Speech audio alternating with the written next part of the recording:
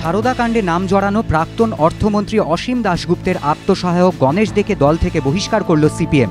সারদা গোষ্ঠীর কর্ণধার সুদীপ্ত সেন জেরায় পুলিশের কাছে জানান, 2007-08 সালে তিনি যখন লগ্নি ব্যবসায় পা রাখেন তখন গণেশ দে তাঁকে অনেক সাহায্য করেন। এরপরেই গণেশ দের সঙ্গে সারদার যোগসূত্র খুঁজতে তদন্তে নেমে পড়ে পুলিশ। গত 1 মে তাঁকে তলব করে বিধাননগর পুলিশ কমিশনারেট। দীর্ঘক্ষণ তাকে জিজ্ঞাসাবাদ করেন গোয়েন্দারা।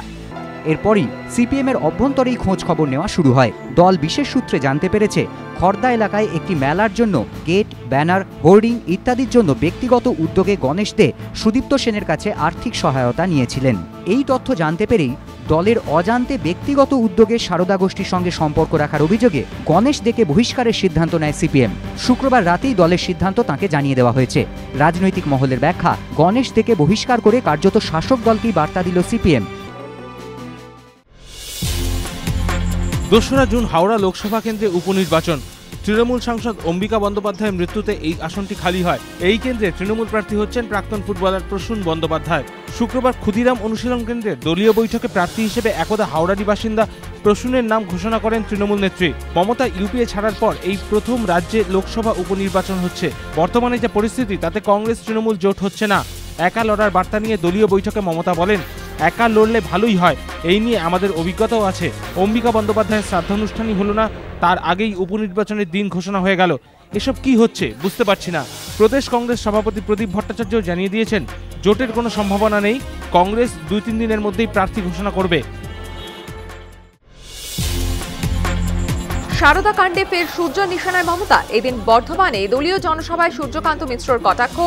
রাজ্যপাল বলছেন রাজ্যে 3 লক্ষ চাকরি হয়েছে, কিন্তু মুখ্যমন্ত্রী বলছেন 7 লক্ষ চাকরি হয়েছে, বাকি 4 লক্ষের হিসেব মিলছে না। তাহলে কি 4 লক্ষের মধ্যে সারদার এজেন্টরাও রয়েছেন? প্রশ্ন বিরোধী দলনেতার অভিযোগ, সারদা কাণ্ডে শাসক দলের নেতা মন্ত্রীরা জড়িত। এদিন সিপিএম এর ওপর তৃণমূলের হামলার অভিযোগে বর্ধমান স্টেশন থেকে টাউন হল পর্যন্ত মিছিল বের করে সিপিএম। মিছিল শেষে টাউন হলে জনসভায় যোগ দেন সূর্যকান্ত মিশ্র। কেন্দ্রীয় নগরোন্নয়ন মন্ত্রক ও রাজ্য সরকারের যৌথ উদ্যোগে 2009 সালে সেক্টর 5 থেকে হাওড়া ময়দান পর্যন্ত প্রায় 5,000 কোটি টাকার ইস্ট ওয়েস্ট মেট্রো প্রকল্পের কাজ শুরু হয়। কিন্তু রেলমন্ত্রী হওয়ার পর মমতা বন্দ্যোপাধ্যায়ের দাবিতে শেষমেশ ইস্ট ওয়েস্ট মেট্রো প্রকল্প চলে যায় রেলের হাতে। এরপর জমিজট সহ একাধিক ইস্যুতে প্রকল্পের ভবিষ্যৎ নিয়ে অনিশ্চয়তা তৈরি হয়। এবার টাকার অভাবে ইস্ট ওয়েস্ট মেট্রো প্রকল্প কেন্দ্রীয় নগরোন্নয়ন মন্ত্রকের হাতে ছেড়ে দেওয়ার সিদ্ধান্তই নিল রেল মন্ত্রক। কেন্দ্রীয় নগরোন্নয়ন মন্ত্রককে এ নিয়ে অনুরোধ জানাবে রেল।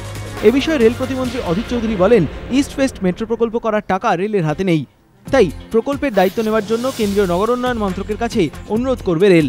এ নিয়ে নগরোন্নয়ন মন্ত্রী কমলনাথের সঙ্গে দেখা করব। রেল প্রতিমন্ত্রী বলেন, সেন্ট্রাল মেট্রো স্টেশনে জমিজটের জন্য আগেই প্রকল্পের কাজ বিলম্বিত হয়েছে, কিন্তু কেন্দ্রীয় নগরোন্নয়ন মন্ত্রক যদি প্রকল্পের দায়িত্ব নিতে রাজি না হয় সেক্ষেত্রে কি হবে?